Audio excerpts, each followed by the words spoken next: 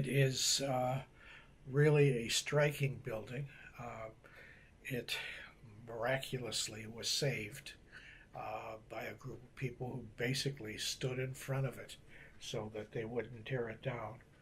And it has been restored beautifully today. You can get a feel for what it was in its heyday, which would have been uh, through the 1920s into the 1950s. You have a large open area that once was crowded with trains.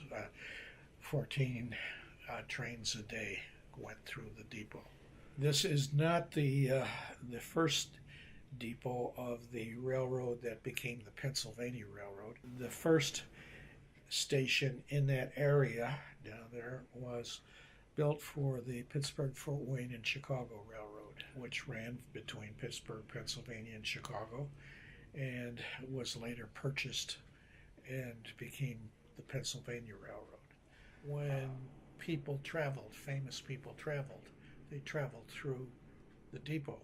So if you go back through the newspapers, you'll find presidents in the depot. You'll find movie stars in the depot. You'll find athletes in the depot, opera singers in the depot, on their way to other places. So it was really a major place of interest for the city. The history was more than just the 14 trains a day pulling in and going out. There was a lot of activity in the building. Fort Wayne's railroad history has really been great, and it's still good today, but it's freight, and freight makes money, and passenger trains don't.